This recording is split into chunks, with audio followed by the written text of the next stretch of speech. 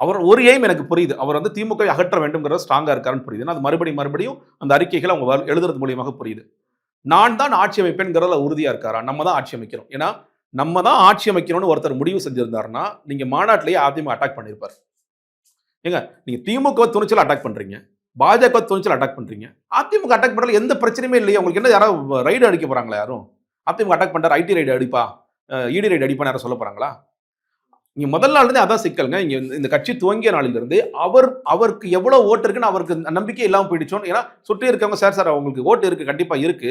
ஆனா வந்து ஜெயிக்க முடியாது நீங்க அப்படிங்கிற ஒரு ப்ரொஜெக்ஷன குடுத்துட்டாங்களோ, அதனால நீங்க ரொம்ப கஷ்டப்பட வேண்டிய அவசியம் இல்ல. யார் மேலயாவது நம்ம சவாரி செஞ்சுட்டு போயிரலாம் அப்படின்னு சொல்லிட்டாங்களோன்னு எனக்கு தோணுது. முதல்ல இருந்தே அந்த ஒரு நரேட்டிவ் போனதுனால, சரி யார் கூட கூட்டணி தானே போறோம். இல்ல சீமான், நம்ம எக்ஸாம்பிளா சீமான் எடுத்துக்கலாம். பல ஆண்டுகளா களத்துல இருக்காரு. ஆட்சி பிடிக்கிறதோ இல்லையோ, தன்னுடைய கொள்கையை தன்னுடைய கொள்கை மாறினாலுமே கூட அது வந்து ஸ்ட்ராங்கா நின்னு களம் ஆடிட்டு இருக்காரு தனியா நின்னு. இப்போ அந்த மாதிரியான ஒரு ஒரு துணிச்சல் தானே ஒரு அரசியல் தலைவருக்கு வேணும். வேண்டும். அது இல்லையே. சீமான் வந்து அதிமுகல கொஞ்சம் சாஃப்ட் டோன் எடுத்தாரு. பட் அடிச்சாரு. தேவையான இடத்துல அடிச்சாரு. இன்னைக்கு வரைக்கும் அடிச்சிட்டு தான் இருக்காரு. விஜய் அவர்கள் முதல்ல ஆரம்பிக்கும் பொழுதே அதிமுக நான் டச் பண்ணவே மாட்டேன். நான் அந்த கட்சிகள்லாம் எனக்கு வேணும். சரி வேணும், ஓகே. அவங்க உங்களுக்கு சபார்டினேட்டா வருவாங்கன்னு எப்படி நீங்க நம்புறீங்க? அய்யனார் அதானே இத உடைச்சாரு. என்ட்டயும் அதான் சொன்னாங்க. ஒரு ஸ்டேஜ்ல நீங்க பாருங்க, நமக்கு வந்து எடப்பாடி பழனிசாமி நமக்கு கீழ வருவார். நான் சொன்னேன். தமிழ்நாட்டுல பிறந்த குழந்தைய கேட்டீங்கன்னா கூட அது நடக்காதுன்னு சொல்லிடும்.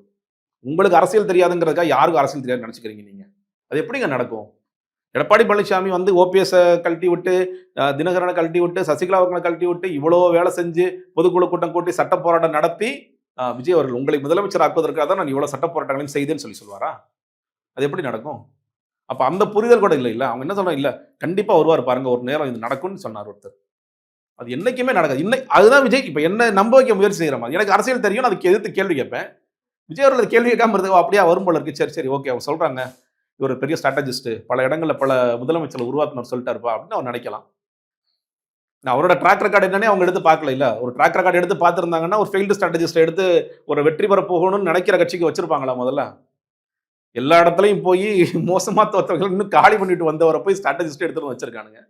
அவர்கிட்ட என்ன டேட்டா இருக்கு, அவர் என்ன அனாலிசிஸ் பண்ணி வச்சிருக்காரு, அவர் அக்கவுண்ட்ஸ் ஒவ்வொரு அசம்பிளி கான்ஸ்டிடுவன்சியோட ஸ்வாட் தெரியுமா, அசம்பிளி கான்ஸ்டிடுவன்சி இஷ்யூஸ் தெரியுமா, முதல்ல அசம்பிளி கான்ஸ்டிடுவன்சியே தெரியுமா, முதல்ல எந்த இடத்துல எந்த சமூகங்கள் இருக்காங்கன்னு தெரியுமா அப்படின்னா எதுவுமே தெரியாது அவருக்கு. ஜியோகிராஃபி தெரியாது, ஹிஸ்டரி தெரியாது, எதுவுமே தெரியாது.